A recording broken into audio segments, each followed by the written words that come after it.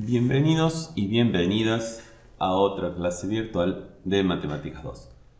En esta clase vamos a ver el tema de integración numérica. Ocurre simplemente que hay algunos casos donde no es posible encontrar el valor exacto de una integral definida. Entonces, en estos casos podemos utilizar algunos métodos que vamos a ver en esta clase para obtener por lo menos un valor aproximado. En los casos en que sí podíamos obtener un valor exacto, lo hacíamos a través del segundo teorema fundamental del cálculo. Recordando un poquito el teorema, este teorema nos dice que para obtener el valor de una integral definida, lo que necesitamos es obtener una primitiva de la función que queremos integrar. ¿Sí? Una vez que tenemos la primitiva, simplemente aplicamos la regla de Barrow, que implica evaluar la primitiva en los extremos del intervalo, y con eso ya obtenemos el valor. La pregunta que cabría hacerse es si siempre se puede encontrar la primitiva de la función que yo quiero integrar. Bueno, como nos podremos ir imaginando, la respuesta es no, no siempre se puede encontrar una primitiva. Para entender el por qué, primero vamos a abrir un pequeño paréntesis para introducir el concepto de funciones elementales. Todas las funciones con las que nos hemos topado hasta ahora son funciones elementales. Una definición de funciones elementales me dice que estas funciones elementales son aquellas funciones formadas a partir de una cantidad finita de funciones que pueden ser exponenciales, logarítmicas, potenciales, o sea, potencias, constantes, trigonométricas y las trigonométricas inversas, combinadas mediante las operaciones de suma, resta, multiplicación, división y composición de funciones. Cualquier función que cumpla con esas condiciones es una función elemental. Un ejemplo muy sencillito es este, f de x igual a 3x cuadrado. Un ejemplo un poquito más complejo sería este otro, coseno de 1 menos 2 sobre x. Incluso podemos llegar a tener ejemplos bastante complicados que asustan un poco. H de x, este mamotreto, no deja de ser una función elemental, porque cumple con esa regla. Cumple con la definición que acabamos de dar. El tema es el siguiente. Si una función es una función elemental, la derivada de esa función es una función elemental. ¿Qué quiere decir esto? Básicamente lo que estamos diciendo con esto es que, dada una función elemental, siempre vamos a ser capaces de derivarla. De hecho, con todo lo que se ha visto en Matemáticas 1, incluso podríamos derivar h de x, esta h de x que tenemos aquí, por muy complicada que sea. Bueno, aplicando las reglas de derivación que hemos estudiado, de funciones trigonométricas, potenciales, racionales, tenemos composición de funciones, con lo cual aplicaremos la regla de la cadena, etcétera, etcétera. Pero siempre vamos a poder derivar una función elemental por muy complicada que sea. La inversa no se cumple necesariamente. ¿Qué quiere decir esto? Que nos podemos topar con funciones elementales que no tienen una primitiva elemental. Básicamente que no se puede encontrar una antiderivada de esta función. Y uno podría pensar que en realidad debería tratarse de funciones muy complicadas. Y no es así. Incluso algunas funciones muy sencillas no tienen una antiderivada que sea una función elemental. Por ejemplo, estas integrales que tenemos aquí parecen sencillas, ¿sí? Es más, a primera vista uno diría, bueno, pienso un poquito, juego, pruebo, partes, sustitución a alguna manganita y les puedo resolver. Bueno, resulta que ninguna de estas integrales se puede resolver, porque ninguna de las funciones que están dentro de estas integrales tiene una antiderivada que pueda ser expresada en términos de funciones elementales. Esto quiere decir que si queremos obtener un valor para alguna integral definida de alguna de estas funciones, sí o sí vamos a tener que apelar a alguno de estos métodos aproximados que me dan un valor numérico de la integral.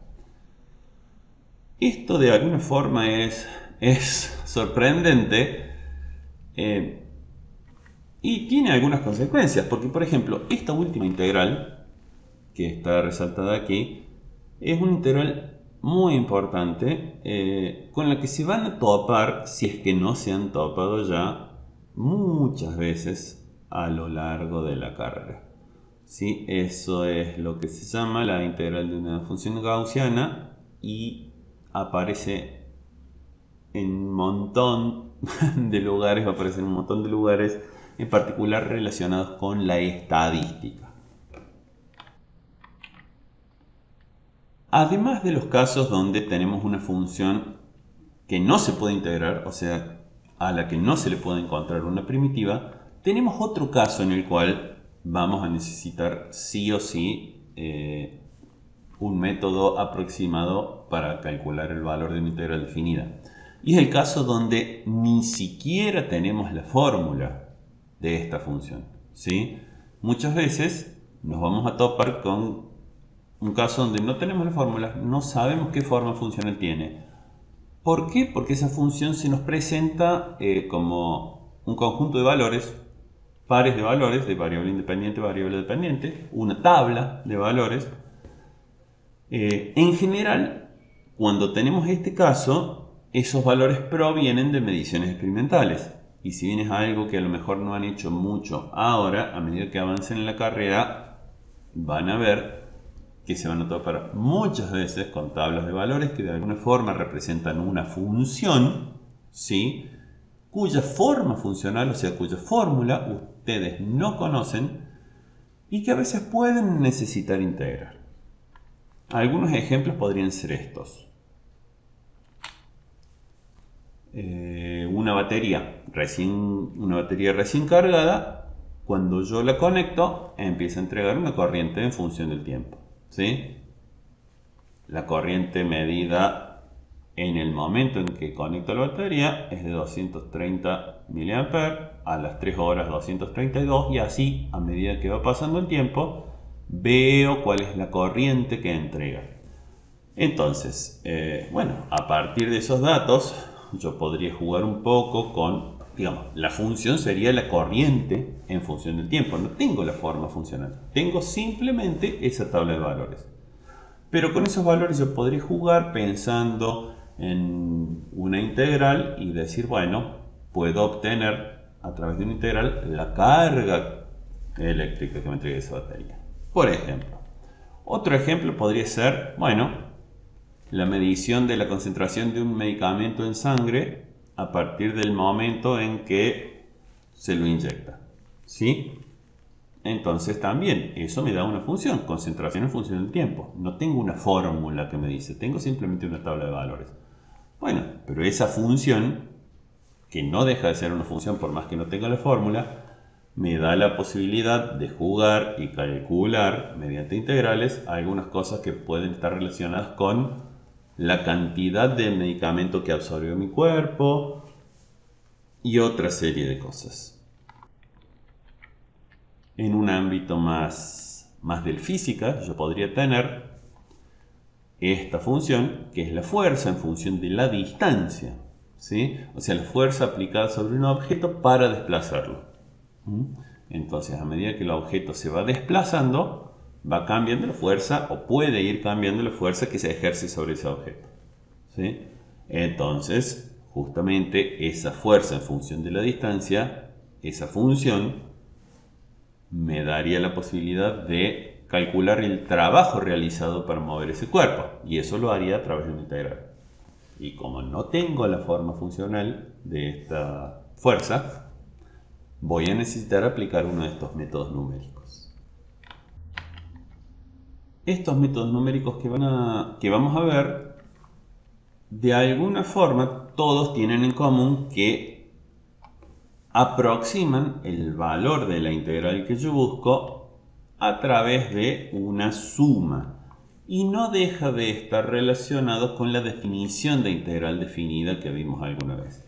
En este caso en particular, como para empezar a jugar con con los conceptos, tenemos una cierta función f de x, no sabemos cuál es la forma, pero acá la forma funcional, digamos, pero tenemos la gráfica. Y queremos calcular la integral entre a y b, ¿sí? Entonces, lo que nosotros vamos a hacer, vamos al intervalo a y b, lo vamos a subdividir en una serie de subintervalos. En este ejemplo en particular tenemos 5 subintervalos, podrían ser más, podrían ser menos, ya vamos a ir viendo, ¿sí?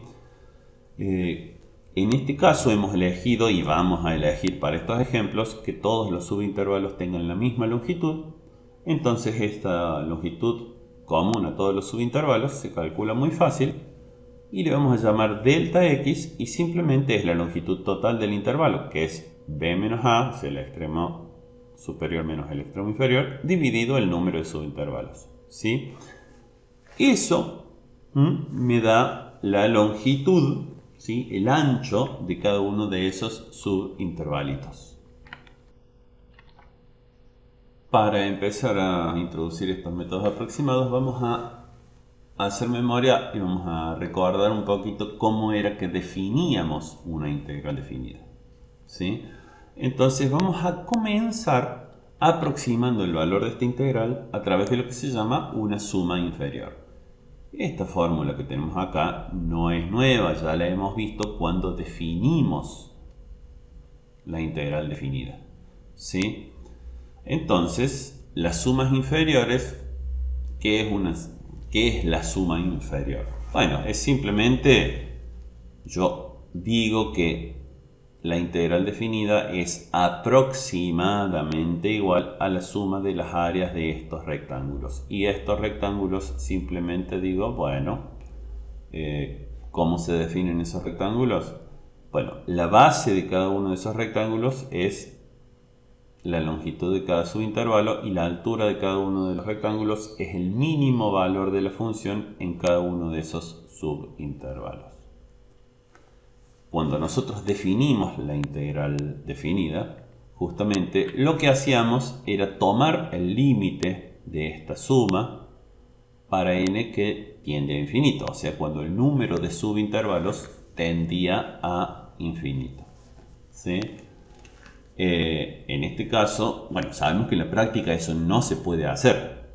Conceptualmente nos servía en el límite para n que tiende a infinito, la suma de las áreas de los rectángulos se hace igual al área bajo la curva y eso es lo que yo tomo como definición de integral definida. También habíamos dicho en aquel momento que eso en la práctica no me servía para calcular el valor exacto de la integral definida, sino simplemente para llegar al concepto y después íbamos al segundo teorema fundamental del cálculo. Como en estos casos no podemos aplicar el teorema, volvemos a la definición, pero sabemos que para calcular exactamente el valor con la definición tenemos que tomar un límite para n que tiende a infinito y eso en la práctica no se puede, nos vamos a quedar con un valor de n que no es infinito, con lo cual entonces el valor que yo voy a calcular para esa integral definida no va a ser exacto, sino que va a ser aproximado. Por allí viene la cosa. Entonces, en este caso, que está graficado aquí, tenemos la aproximación mediante la suma inferior. También cuando definimos la integral definida, habíamos visto el tema de la suma superior, que es exactamente lo mismo, sino con la única diferencia de que en realidad cada uno de estos rectángulos cuyas áreas sumamos tienen como altura el máximo valor, ¿sí?, de la función en cada intervalo en vez del mínimo valor. Esta suma inferior y suma superior no son muy convenientes para obtener un valor aproximado de la integral por el hecho justamente de que uno tiene que andar calculando individualmente el valor mínimo y el valor máximo de la función en cada intervalo. O sea, para cada subintervalo tiene que fijarse, bueno, ¿qué valores toma la función dentro de ese subintervalo? ¿Cuál es el mínimo o cuál es el máximo? Fíjense que en este caso, por ejemplo, para estos tres primeros subintervalos, la función toma su valor máximo en el extremo inferior de cada subintervalo. para los dos últimos, el valor máximo de la función está en el borde derecho, en el borde superior del subintervalo. Y eventualmente para alguna función podría estar en el medio. Entonces es complicado. Entonces, esto nos sirvió en su momento para definir la integral definida. Pero para calcular un valor aproximado no nos sirve, no nos es práctico. Entonces vamos a ir, ¿sí?, a un concepto parecido, también, digamos, con suma de áreas, pero algo de una forma que no nos haga trabajar tanto buscando cuál es el valor mínimo, cuál es el valor máximo, etc. Entonces vamos a pasar a lo que se llama la aproximación mediante la regla del punto medio. Se llama regla del punto medio porque fíjense que tenemos la misma función, los mismos subintervalos. Simplemente que ahora las áreas que yo voy a sumar, ¿sí?, son las áreas de rectángulos, pero en este caso los rectángulos están definidos de la siguiente forma. La altura del rectángulo, en vez de ser el valor mínimo o el valor máximo de la función en el subintervalo, que bueno, hay que ver cómo se lo encuentra, acá es simplemente el valor, la altura del rectángulo es el valor de la función en la mitad de cada subintervalo. Entonces está perfectamente establecido, sé dónde tengo que mirar la función. No tengo que andar fijándome si es el valor mínimo o el valor máximo. Es el valor de la función en la mitad del subintervalo. Si es el máximo, si es el mínimo, si está más o menos al medio, no me importa. Siempre sé que es el valor de la función al medio. Así lo planteo conceptualmente. Lo que tendría que ver entonces ahora es, sí, bárbaro, yo hago el planteo, pero ¿cómo lo llevo a la práctica, a los números? ¿Cómo lo calculo? Bueno, ¿cómo lo calculo? Es sencillo. Los rectángulos sabemos que el área del rectángulo es base por altura. La base de todos los rectángulos es la misma, es el delta x, es la longitud de cada subintervalo.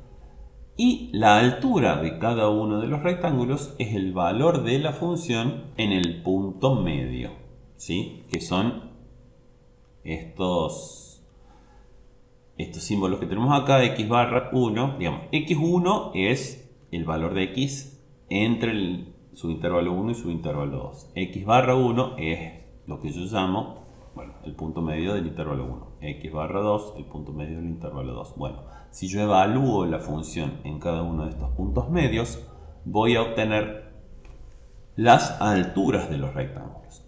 Entonces, lo que yo tengo es justamente esto que acabo de decir.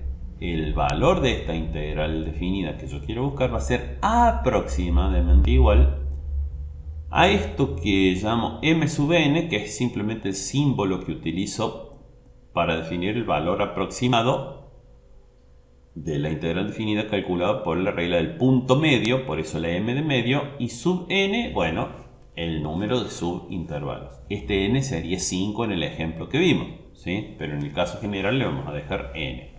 Entonces fíjense cómo calculamos, es base por altura, o sea, la suma del área del primer rectángulo más el área del segundo rectángulo y así hasta el área del último rectángulo. Y el área de cada rectángulo es base por altura. Dijimos que la base era la longitud de su intervalo y la altura era el valor de la función valuado en el punto medio. Esto lo podemos simplificar un poco, porque como las bases son todas iguales, las podemos sacar como factor común. Entonces llegamos a esta expresión que es un poquito más simple. Delta x factor común de la función valuada en el punto medio del primer intervalo más la función valuada en el punto medio del segundo intervalo y así hasta la función valuada en el punto medio del último intervalo.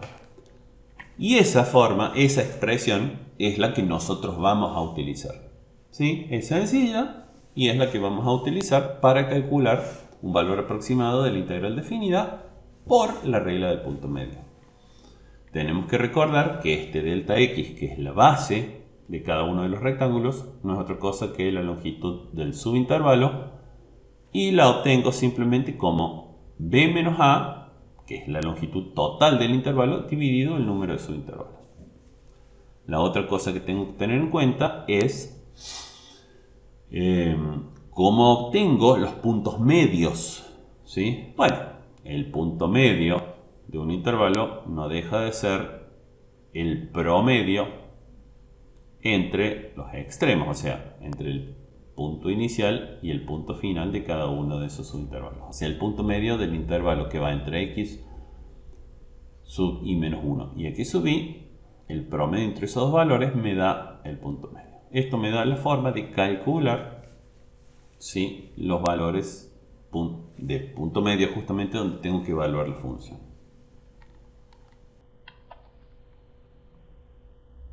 Otro método que vamos a ver para aproximar el valor de una integral definida es lo que se llama la regla del trapecio. En vez de aproximar el área en vez de aproximar la integral definida como una suma de áreas de rectángulos, la regla del trapecio justamente obtiene un valor aproximado sumando áreas de trapecios. ¿Qué trapecios? Bueno, trapecios definidos de esta forma. Para cada uno de los subintervalos, ¿sí?, yo trazo un trapecio uniendo con un segmento de recta al punto de la gráfica de la función en cada uno de los extremos de cada subintervalo. ¿Sí? Entonces, sumando las áreas de cada uno de estos trapecios, yo voy a obtener el valor aproximado de la integral definida por este método. En el caso del método de punto medio, donde yo sumaba áreas de rectángulos, bueno, el área de rectángulo es como que la tenemos muy incorporada, es base por altura.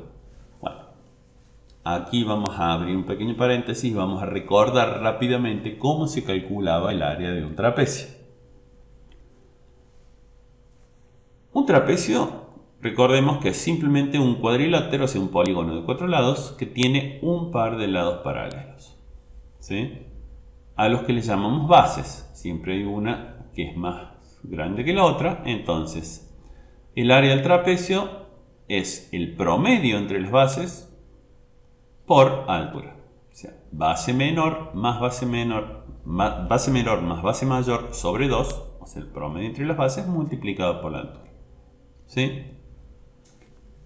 En el caso nuestro, nuestros trapecios tienen esta pinta, o sea, respecto de este que vimos acá, están rotados 90 grados. Y al mismo tiempo, este ángulo es recto, que en el caso más general no lo es. Esto no deja de ser un trapecio, ¿sí? Entonces, esta es la base menor, esta es la base mayor, y esto es la altura, porque está rotado 90 grados. Ahora bien, la base menor es el valor de la función en el extremo inferior del intervalo. La base mayor del trapecio es el valor de la función en el extremo superior del intervalo. Y la altura del trapecio no es otra cosa que el ancho del subintervalo. Entonces, a esta misma fórmula la escribo, pero utilizando estas definiciones. Base mayor más base menor sobre 2 multiplicado por la altura.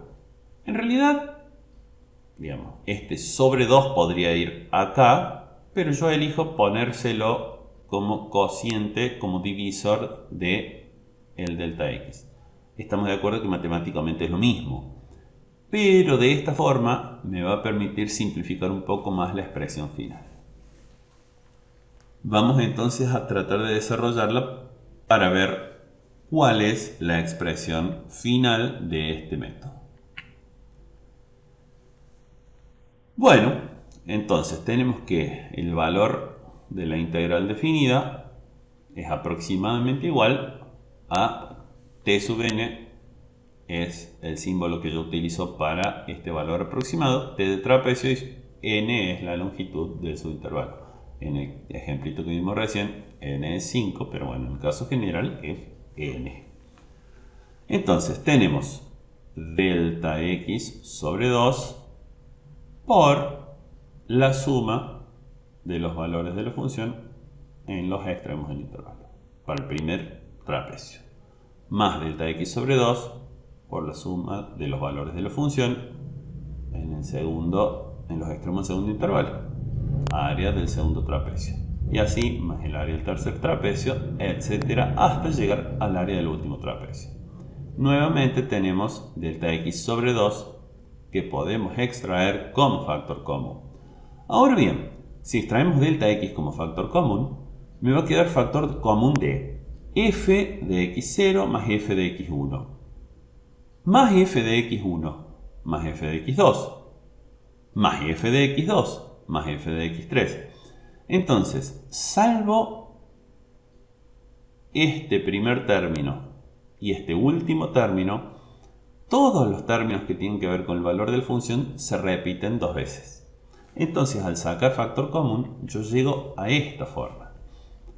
Delta x sobre 2, factor de f evaluado en x0, más 2 veces f de x1 más 2 veces f de x2 y así hasta llegar a 2 veces f evaluado en x sub n menos 1 más una sola vez el valor de la función en el último punto, o sea, el extremo superior del intervalo. Esta última expresión es la que nosotros vamos a utilizar para calcular los valores aproximados de integrales definidas por la regla del trapecio. Nuevamente tendremos que recordar que el delta x, como en todos los casos, lo obtengo como la longitud total del intervalo dividido el número de subintervalos y que cada uno de los x sub i, o sea, los valores extremos de los subintervalos, los valores que me definen la partición del intervalo total, no son otra cosa que el valor de x para el primer subintervalo, o sea, a, el primer valor del subintervalo, más un cierto número de veces el ancho de cada uno de los subintervalitos. Todo muy bien, pero bueno, vamos a algún ejemplo para ver de qué se trata o cómo realmente lo podemos utilizar. Vamos a calcular, vamos a aproximar la integral de 1 sobre x entre 1 y 2 por medio de la regla del punto medio y la regla del trapecio, con un n igual a 5. Esta integral sí se puede calcular. De hecho, sabemos que la primitiva de 1 sobre x es logaritmo natural de x. Vamos a utilizar este ejemplo, bueno, primero porque es sencillo y segundo porque está bueno tener una referencia. Si sabemos cuál es el valor exacto, entonces podemos saber qué tan bien o qué tan mal andan estos métodos numéricos. Entonces, bueno, primero veamos cuál es el valor exacto. El valor exacto, como dijimos recién, bueno, en este caso podemos aplicar el segundo teorema fundamental del cálculo, la regla de Barrow. Tenemos una primitiva que es logaritmo de x, evaluada entre 1 y 2, me da que el resultado de esta integral definida es logaritmo natural de 2 y es aproximadamente igual a este numerito que vemos aquí.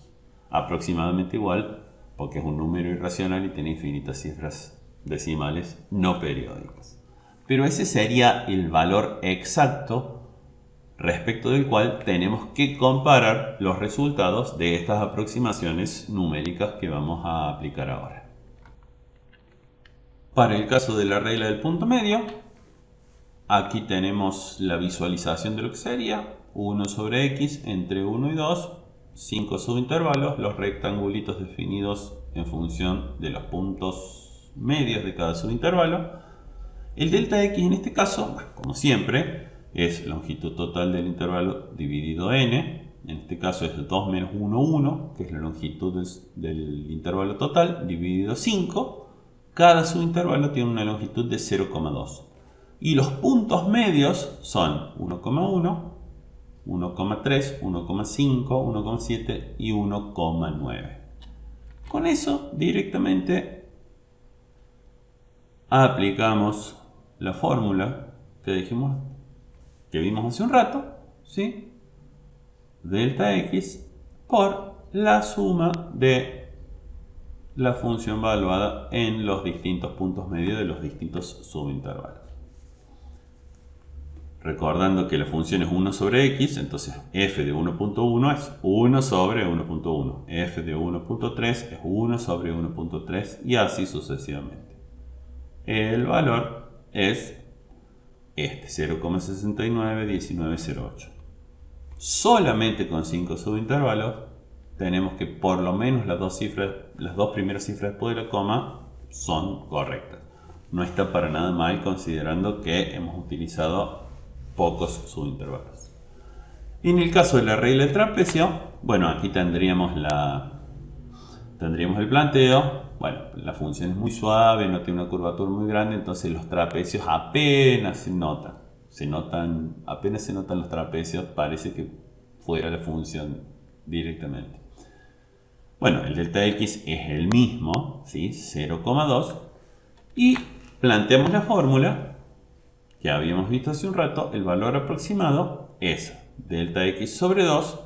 Recordemos que eso iba multiplicado por el valor de la función en el primer punto más 2 veces el valor de la función en el segundo punto más 2 veces el valor de la función en el tercer punto y así sucesivamente hasta llegar a sumar el valor de la función en el último punto.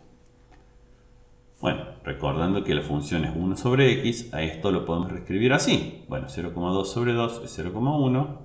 Los valores de la función evaluados son estos. Y me da de vuelta, bueno, 0,695635.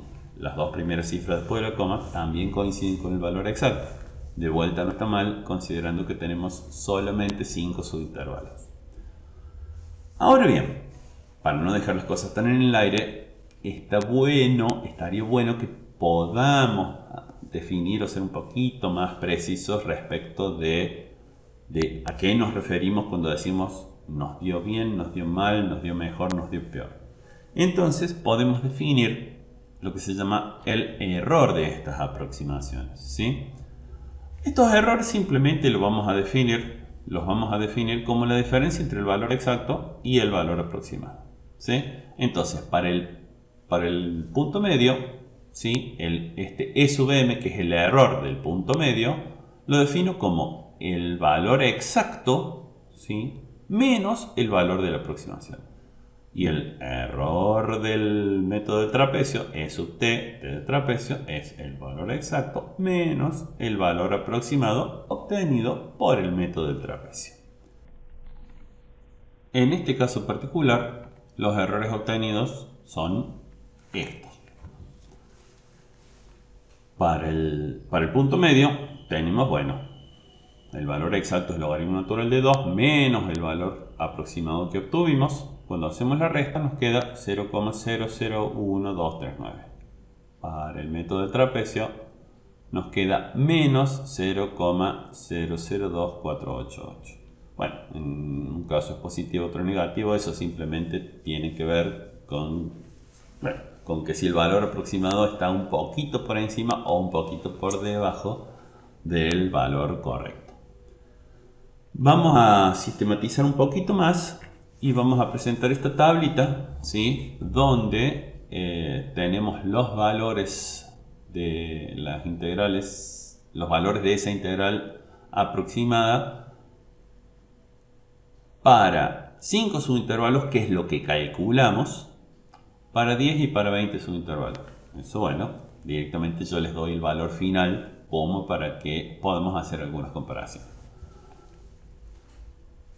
¿Cómo interpretamos esta tabla? Bueno, este es el número de subintervalos y para 5, 10 y 20 subintervalos tenemos el valor aproximado de la integral por el método del punto medio, el error asociado al método del punto medio, el valor aproximado calculado por el método del trapecio y el error asociado al método del trapecio.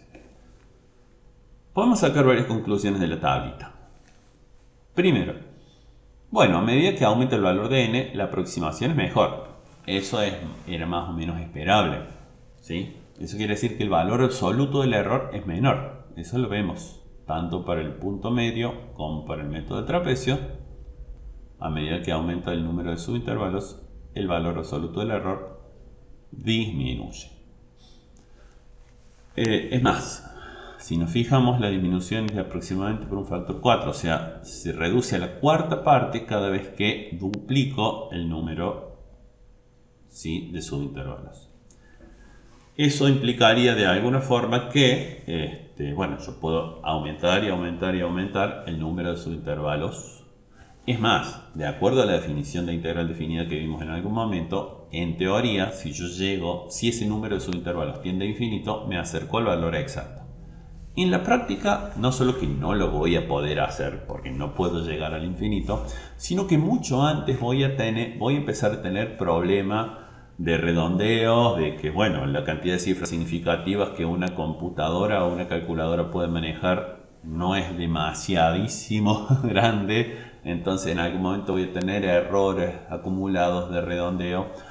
De todos modos, eso me va a pasar cuando tenga miles de subintervalos. Entonces digo, si yo aumento y tengo la posibilidad de aumentar a 100, 200, 500, seguramente voy a seguir aumentando la precisión. Pero sí tenemos que tener en cuenta de que incluso si usásemos una calculadora o una computadora, tampoco puedo irme muy arriba con el número de subintervalos porque voy a empezar a tener algunos errores que tienen que ver justamente con eso, con la precisión que no es infinita de las computadoras, el número de cifras significativas que pueden manejar, etc.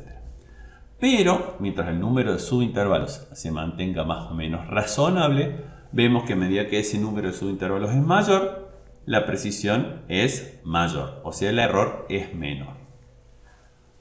Otra cosa que podemos ver es que los errores en la regla del punto medio y del trapecio son de distintos signos, ¿sí? O sea, el error del punto medio es positivo y el del trapecio es negativo.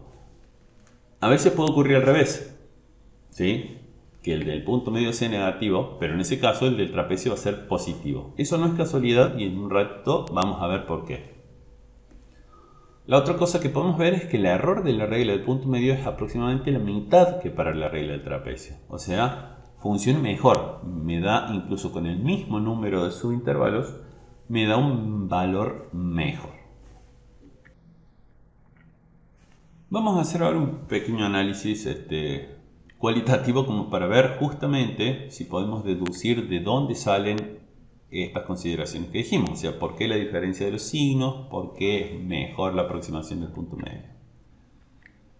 Vamos a tomar de todos los rectángulos, vamos a tomar uno solo para el punto medio. Fíjense que acá tenemos un solo subintervalo que empieza en x sub i menos 1 y termina en x sub i, y acá tenemos el x barra sub i, que es el punto medio. Esta es la función y este es el rectángulo definido a través del punto medio.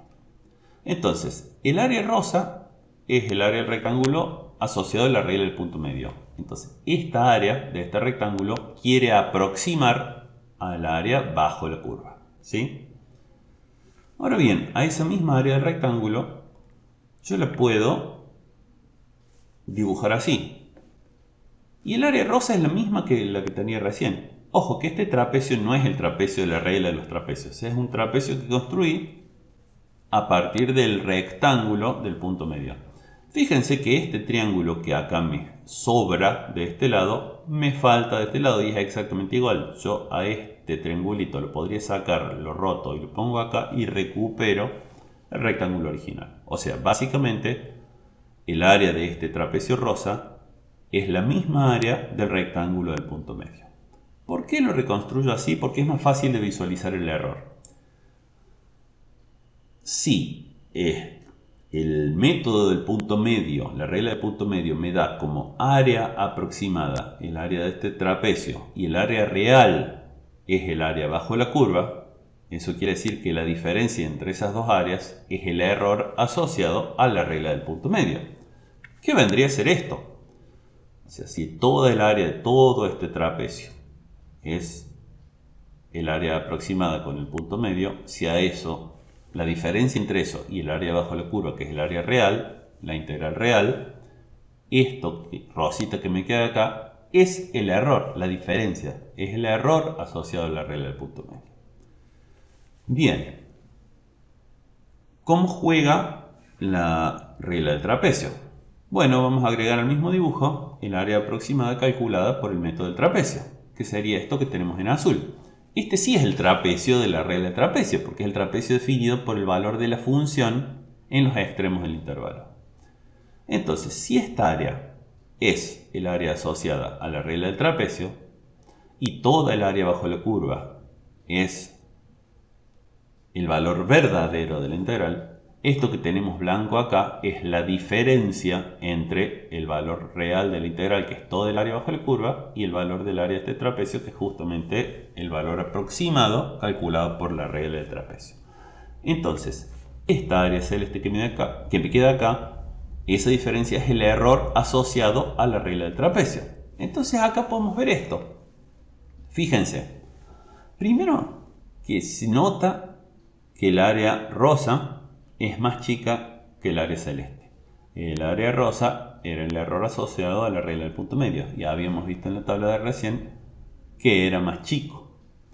La otra cosa es que el error asociado a la regla del trapecio, ¿sí?, está representado por un área que está por debajo de la gráfica de la función. ¿Qué quiere decir? En este caso, que la integral calculada, el valor aproximado de la integral es menor que el valor real de la integral. Mientras que el error asociado a la regla del punto medio está representado por esta área que está por encima de la gráfica de la función. ¿Qué quiere decir? Que el valor aproximado calculado por la regla del punto medio es mayor que el valor real de la integral. Entonces, de esta forma, que un área esté por debajo y otro por encima de la curva, me da la pauta de por qué tienen distintos signos. Ahora, ¿por qué uno es positivo y otro es negativo? Bueno, en este ejemplo, porque la función esta, que no sé cuál es cóncava hacia abajo. Si la función fuera cóncava hacia arriba, se daría la situación inversa, ¿sí? El error asociado a la regla del trapecio me diría que el valor aproximado de la integral por la regla del trapecio sería mayor que el valor real y el valor del punto medio sería menor. Pero siempre seguirían teniendo signos diferentes. Vamos ahora a un tercer método numérico que vamos a ver y es el conocido como regla de Simpson. Tenemos acá otra función, ¿sí? Tenemos el intervalo total dividido en 6 subintervalos, porque para este caso particular el n, o sea el número de subintervalos, tiene que ser par, es un requisito, el número de subintervalos tiene que ser par para poder aplicar este método. El delta x, que es la longitud de cada subintervalo, se calcula como siempre, ¿sí?, como la longitud total del intervalo dividido el número de subintervalos. Para este caso nos vamos a enfocar en estos puntos, que le vamos a llamar P0, P1, P2, P3, P4 y así sucesivamente, que son los puntos de la gráfica de la función que están justo por encima, ¿sí?, de cada uno de los valores de x que me delimitan los subintervalos. Ahora bien, ¿por qué necesito que el número de subintervalos sea par? Porque yo voy a ir tomando de 2 en 2 los subintervalos consecutivos. Fíjense, cuando yo tomo el primer par de subintervalos, a los dos primeros subintervalos de alguna forma están determinados por 3 puntos, o están definidos o están asociados a 3 puntos. Los dos subintervalos que siguen también están asociados a 3 puntos, y así sucesivamente. Ahora bien, recordemos que si yo tengo 2 puntos, por 2 puntos pasa una única recta, ¿sí? Ahora bien, yo tengo 3 puntos, por 3 puntos pasa una única parábola. Entonces, justamente lo que hace la regla de Simpson es aproximar a la función que yo quiero integrar por una serie de segmentos de parábolas. Esto lo vemos en este gráfico. Fíjense que, bueno, los dos primeros subintervalos, los 2 segundos y los 2 terceros, digamos, están coloreados un poquito distinto como para que se noten. Fíjense que acá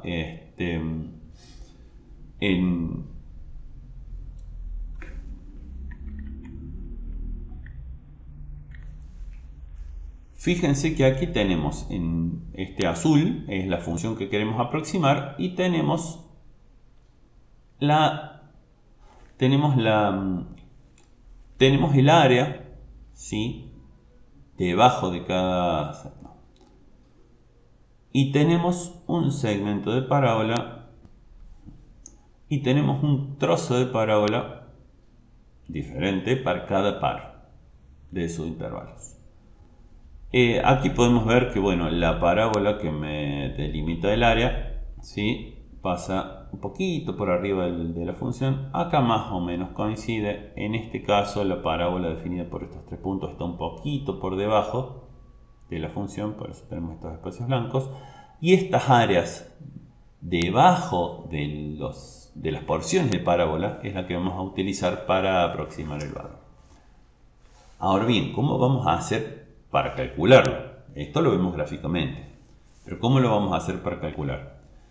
Bueno, vamos a tomar un ejemplo más sencillito. Vamos a tomar solamente el caso más simple posible para la regla de Simpson, que son dos subintervalos. Y además los vamos a ubicar de la siguiente forma.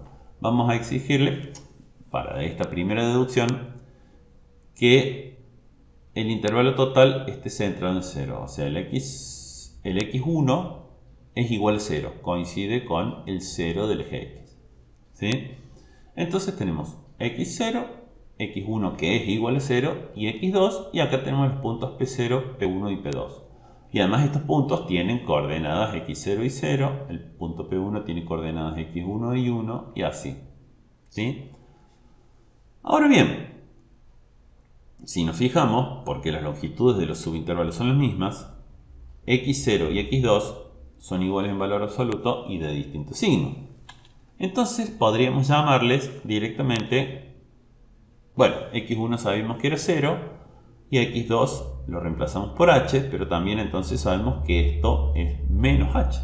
Entonces las coordenadas del punto P0 son menos h y 0. Las coordenadas del punto P1 son 0 y 1. Las coordenadas del punto P2 son h y 2.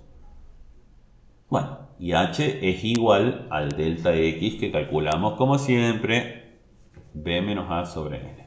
¿Sí? Ahora bien, para ir adentrándonos en cómo calculamos el área bajo ese segmento de parábola, recordemos que más allá de los valores de los puntos, cualquier parábola tiene esta pinta. A por x cuadrado más b por x más c. Entonces, el área bajo esta parábola, bajo esta parábola, no va a ser otra cosa que la integral entre menos h y h de esta función. No sabemos cuánto valen a, b y c, pero va a tener esta pinta. Y acá nos aparece la razón por la cual elegimos ubicarla así. Acá vamos a aprovecharnos de esta propiedad de las integrales en intervalos simétricos.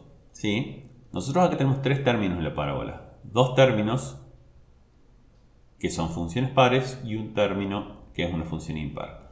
La integral de una función impar en un intervalo simétrico es 0. Entonces sabemos que nada que dependa de b me va a aparecer en el resultado final.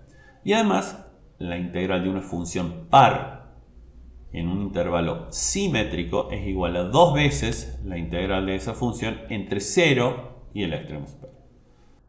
El resultado de esta integral, bueno, es muy sencillo. Es la integral de un polinomio. La integral de x cuadrado es x al cubo sobre 3. La integral de una constante es la constante por la variable. Este 2 va acá. Me lo olvidé, pero va acá. También va acá. Entonces, Bueno, una vez que hacemos esto y lo evaluamos, límite, valor en límite inferior en 0, 0, entonces directamente es esto, valor en h. Aquí podemos sacar como factor común h sobre 3, ¿sí? Y al mismo tiempo vamos a meter el 2 adentro. Entonces me queda h sobre 3 sacado afuera, este 2 metido adentro es este 2 que está acá. Cuando yo saco como factor común h sobre 3, acá me queda 3c, pero más este 2 que meto adentro me queda este 6c. ¿Sí? Y esto, h sobre 3 multiplicado por 2ah cuadrado más 6c, es la expresión del área bajo la parábola en función de, bueno, de los coeficientes a y c. Ahora bien, no los conozco los coeficientes. Yo he estado trabajando, bueno, sé que existen porque cualquier parábola tiene esos coeficientes, pero no conozco sus valores. Entonces voy a jugar un poco para ver si puedo expresar a esta misma área en función de algo que no sean los coeficientes. O sea, a ver si puedo obtener el valor del área sin necesidad de tener, sin tener que calcular los valores de los coeficientes. Entonces vamos a hacer lo siguiente. La parábola ax cuadrado más bx más c pasa por estos puntos, ¿sí? El punto P0, que es menos, con coordenadas menos h y 0, el punto P1, el punto P2 con estas coordenadas. Ahora, ¿qué quiere decir que pase por estos puntos? Esto quiere decir que si yo a x lo reemplazo por menos h, el resultado va a ser y0. Entonces yo puedo plantear, bueno, lo mismo que si a x lo reemplazo por 0, el resultado de todo esto va a ser y1. Entonces voy a tomar esta expresión y voy a reemplazar a x por menos h y a y por y0, a x por 0 y a y por y1 y así sucesivamente. Y voy a obtener estas expresiones. Cuando reemplazo el primer punto, ¿sí? Bueno, a por x cuadrado, si x es menos h me queda esto. Pero bueno, menos h cuadrado es h cuadrado, porque menos por menos es más. Más b por menos h es menos b por h, más c.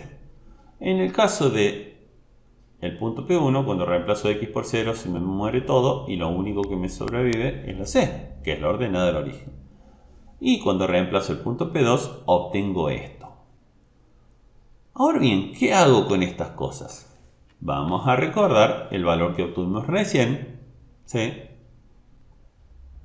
Para el área bajo la parábola en función de a y c. Ahora bien, si yo sumo el resultado de y0, si yo sumo el valor de y0 y el valor de y2, para y0 tengo menos b por h, para y2 tengo b por h, se me cancelan, se me va b, y acá tengo a por h cuadrado más a por h cuadrado, y eso es igual a 2a por h cuadrado, que es lo que tengo acá. Y c más c es 2c. Entonces, si yo sumo y0 más y2, tengo casi lo que tengo dentro del paréntesis. La diferencia es que acá tengo más 2c en vez de más 6c. Pero si 1 es igual a c, yo le sumo 4 veces y1 y automáticamente tengo esto. Digo, si yo sumo y0 más 4 y1 más y2, obtengo esto, que es lo que tengo acá dentro del paréntesis. Esto quiere decir que al revés, yo a esto que es el área bajo la parábola, a esta porción de esa fórmula para el área bajo la parábola, yo le puedo reemplazar por esta expresión que tengo acá, que no depende de a y c, solamente depende de y0, y1 y 2. Entonces, bueno, ir acordándome de que h era lo mismo que delta x, ahora sí tengo el área bajo la parábola que pasa por P0, P1 y P2, desde x0 a x2, en función de cuestiones que no tienen que ver con los coeficientes de la parábola, sino el delta x, que lo calculo desde el vamos, y y0, y1 y 2, que son los valores de la función. Ahora bien, lo bueno que tiene esto es por partida doble. Primero, que me independizo de los valores de los coeficientes de las parábolas, no tengo que calcularlos. Segundo, está en función solamente de valores de y, no de valores de x. Esto quiere decir que ahora con esta fórmula yo no necesariamente tengo que tener centrados esos dos intervalos en cero. Si me desplazo para un lado y para el otro, esto sigue siendo válido porque la x no aparece acá. No me aparece ni x0, ni x1, ni x2. No es función de esto. Entonces podría desplazarme para un lado o para el otro y esto sigue siendo válido. Eso quiere decir que para un caso más general donde no tengamos solo dos subintervalos, yo puedo decir, bueno, el área bajo la parábola que pasa por P0, P1 y P2 desde x0 a x2 es esto. Después siguen otros dos intervalos, otros dos subintervalos. Los dos subintervalos que siguen van a estar aproximados por la parábola que pasa por P2, P3 y P4, desde x2 a x4. Con la misma lógica, esta es la fórmula del área de la parábola que pasa por estos tres puntos, que son los puntos que me definen a los dos subintervalos que siguen. Para el siguiente subintervalo, bueno, ¿qué serán? Serán puntos P4, P5 y P6.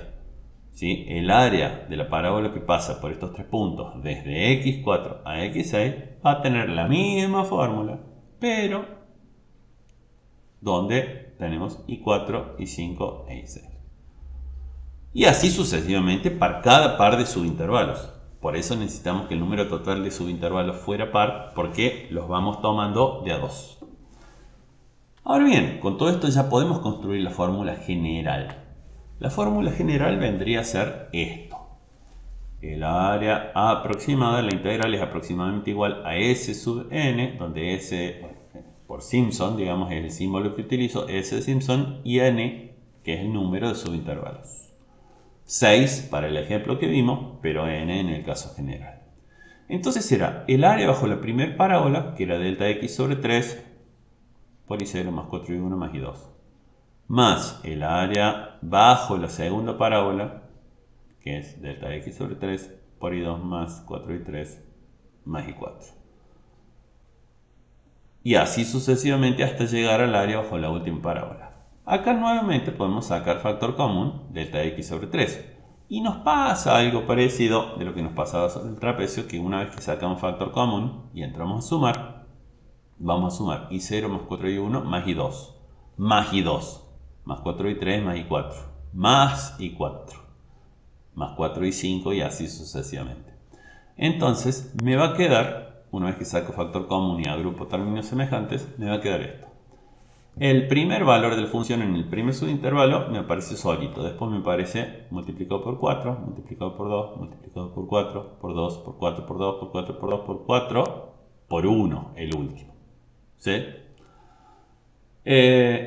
Me aparecen esa secuencia de factores. 1, 4, 2, 4, 2, 4, 2, 4, 2, 4, 2, 1 hasta terminar.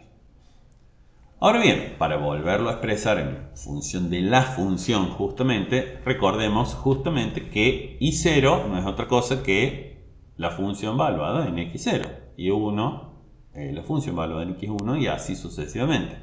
Entonces a esto mismo que hemos escrito arriba lo podemos expresar, en vez de poner i0 ponemos f de x0 como para tener más en claro cómo calcularlo. Y eso es lo que vamos a tomar como fórmula general para aproximar una integral por la regla de Simpson, teniendo en cuenta que el delta x lo calculamos como siempre, bueno, y las ubicaciones de los x sub y las calculamos como siempre. Bueno, calculemos algo para ver cómo se usa. Vamos a usar la misma integral entre 1 y 2 de 1 sobre x por diferencial de x para tener un punto de comparación con los otros métodos. Lo que sí no vamos a poder usar 5 subintervalos como hicimos en el caso anterior, porque para la regla de Simpson necesitamos un número par de subintervalos. Entonces vamos a trabajarlo con n igual a 10. El delta x será 2 menos 1, longitud del intervalo, dividido el número de subintervalos, un décimo, o sea 0,1. Planteamos la fórmula, ¿sí? Será delta x sobre 3 más la función valuada en 1 más 4 veces la función valuada en x sub 1 más 2 veces la función evaluada en x sub 2 más 4 veces evaluada en x sub 3, 4, 2, 4, 2, 4, 2, 1, más 1 por el valor de la función en el último punto.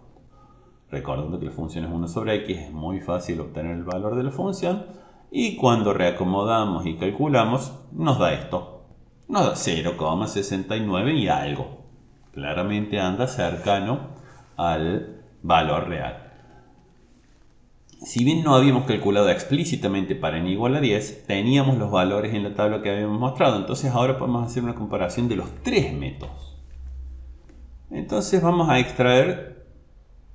mostrar esto. Acá solamente tenemos para n igual a 10. Tenemos acá arriba el valor de referencia, que es el valor real, logaritmo natural de 2. Para n igual a 10, el error del punto medio me da esto, el trapecio me da un poco más grande en valor absoluto y de signo cambiado, como habíamos visto, y el valor de la regla de Simpson me da muchísimo más chico, o sea, es mucho mejor. Entonces justamente podemos ver que la aproximación por la regla de Simpson es mucho mejor que la de la regla del trapecio y la regla del punto medio. Y se puede demostrar matemáticamente, no lo vamos a hacer, si alguien quiere ponerse a jugar un poco, no es tan complicado demostrarlo, se puede mostrar que la aproximación de la regla de Simpson es un promedio ponderado de las aproximaciones de la regla de trapecio y el punto medio. O sea, en este caso tenemos S10, o sea, la regla de Simpson para 10 subintervalos, y eso va a ser 1/3 del valor calculado por el método del trapecio para 5 subintervalos más 2/3 del valor calculado por la regla del punto medio con 5 subintervalos. Como en general los errores del trapecio y del punto medio tienen signos distintos tienden a cancelarse. Por eso cuando calculamos este promedio se reduce mucho al tender a cancelarse. Nunca es exacta la cancelación porque nunca son iguales en valor absoluto. Pero justamente al ser la regla de Simpson el resultado de un promedio entre las otras dos, si tienen distintos signos, se va a reducir mucho. Por eso es tan eficiente. Ahora bien, estos ejemplos que hemos visto de cálculo con punto medio, trapecios y Simpson ha sido cuando teníamos la función. Está bien, en este caso además también tenemos el valor real, pero podríamos haber utilizado alguna de estas funciones, que es seno de x sobre x o e a la x cuadrado, de los cuales no tenemos el valor real de referencia, pero sí tenemos la función. O sea, sí podemos calcular el valor de la función en cada uno de esos puntos. Ahora bien, ¿qué pasa si yo me enfrento con el segundo caso en los que no podía calcular el valor exacto? Y el segundo caso era el caso donde yo no tenía la fórmula de la función, sino que tenía la función presentada como una tabla de valores, ¿sí? Como un conjunto de datos, un conjunto de pares ordenados. Entonces vamos a retomar uno de los ejemplos que vimos. El tema de la tablita es la misma tablita que teníamos en una diapositiva anterior, que era la corriente entregada por una batería al descargarse en función del tiempo. Entonces lo que cabría preguntarse es si estos métodos que vimos, ¿sí?, recién y que usamos y que los probamos para casos donde sí podíamos calcular el valor de la función en los puntos, o sea, teníamos la fórmula de la función, ver si se pueden utilizar cuando no tenemos la fórmula de la función y tenemos solamente una tabla de valores. Entonces, bueno, tenemos acá esta misma tablita que habíamos visto hace un rato, que era la corriente entregada por una batería a descargarse. Es más, esa tabla de valores la podríamos graficar como para ver qué pinta tiene. Y nosotros encontramos esto. No es necesario graficarlo para calcular la integral, pero de alguna forma me da un poco la idea de cómo se comporta esa función. Bueno, a medida que pasa el tiempo, la batería entrega una corriente más o menos estable y después el tiempo empieza a descargarse y empieza a disminuir la corriente hasta que se descarga. Bueno, bárbaro. Ahora bien, ¿dónde me aparece la integral? En este caso, yo tengo esta función. ¿Para qué querría integrar esta función? Bueno, ahora vamos a pelear un poquito cosas que hemos visto en física. Nosotros sabemos que la corriente no es otra cosa que la derivada de la carga respecto del tiempo. Entonces, yo podría decir, bueno, si al comienzo del tiempo medido, o sea, tiempo igual a 0, la batería estaba totalmente cargada, y cuando pasó el tiempo, ya la batería estaba casi totalmente descargada, entonces yo podría, con esta tabla, saber cuál era la cantidad de carga que tenía esa batería, la cantidad total de carga, la capacidad de la batería, por ejemplo. ¿Cómo hago?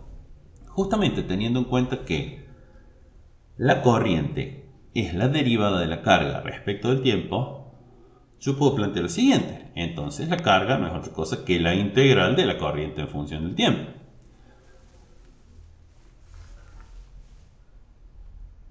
Si a tiempo cero la batería no había entregado nada de carga, entonces el límite inferior a esta integral yo lo planteo en 0, límite superior en t. Así me queda definida la carga como una función del tiempo. De hecho, ¿cómo sé que esto está bien? Aplico el primer teorema fundamental del cálculo. Si yo derivo esta función definida, ¿sí?, como una integral, y aplico el primer teorema fundamental del cálculo a esta integral, recupero esto. Entonces sé que está bien. Esta es la definición, ¿sí?, de la carga como función del tiempo. Ahora, si yo quiero ver la carga total que entregó esa batería al descargarse, tengo que integrar entre 0 y el valor máximo del tiempo que tengo, que es 30. Entonces, yo voy a tener esta integral. Y esta integral es una integral definida de una función cuya fórmula no tengo, yo solamente tengo una tabla de valores, pero la función existe, simplemente que yo no la conozco, ni puedo conocerla.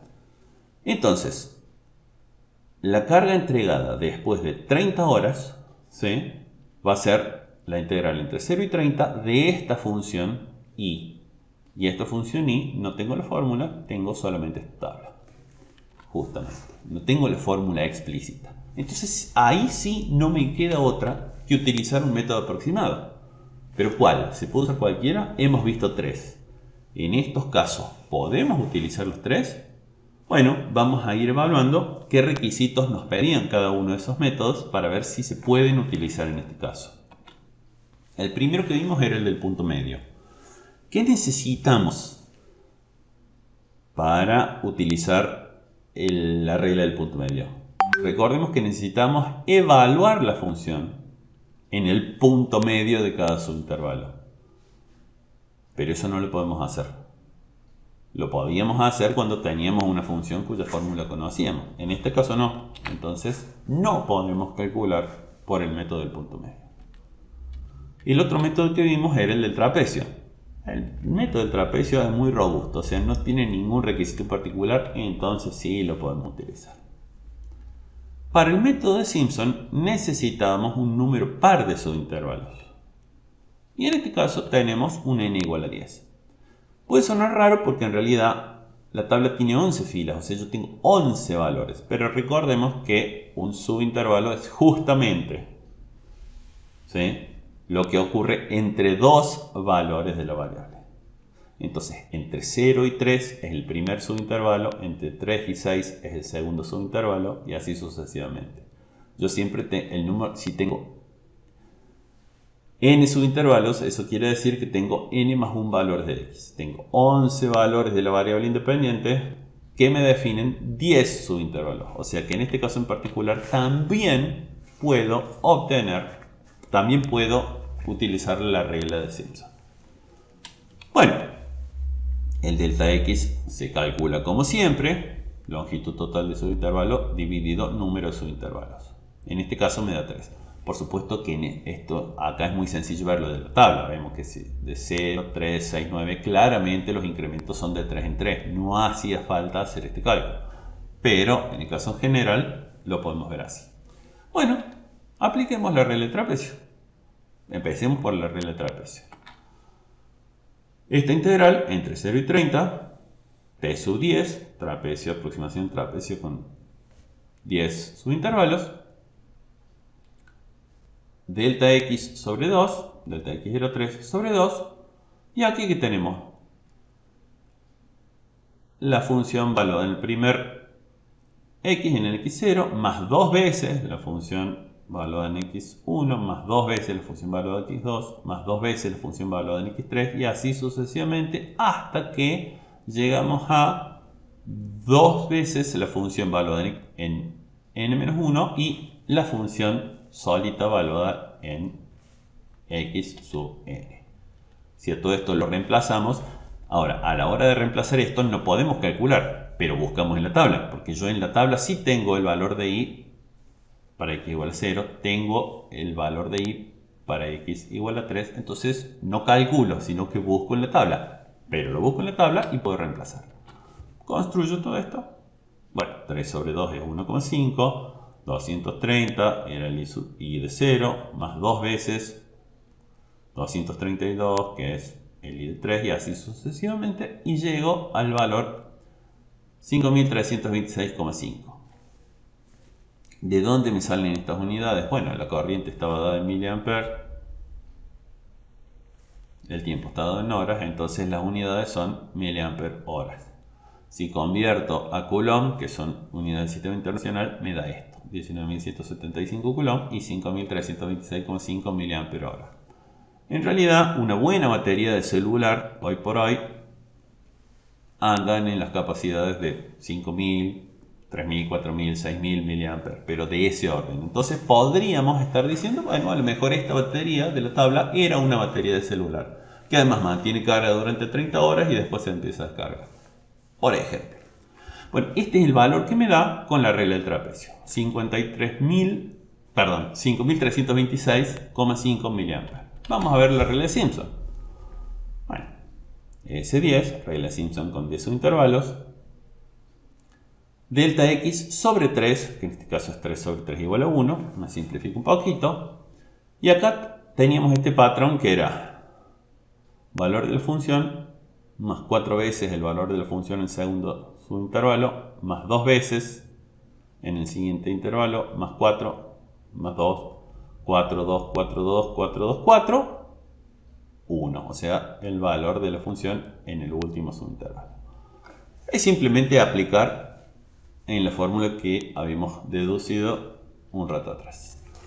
Acá de vuelta no podemos calcular el valor porque no tenemos la fórmula de todas estas instancias de la función evaluada. Pero tenemos la tabla, entonces podemos ir y buscar cuánto vale i de 0, cuánto vale i de 3, cuánto vale i de 6, etc. Una vez que reemplazamos, obtenemos esto. Nos da 5.321 miliamperes, que anda muy parecido. Con el otro nos había dado 5.326, 5.321.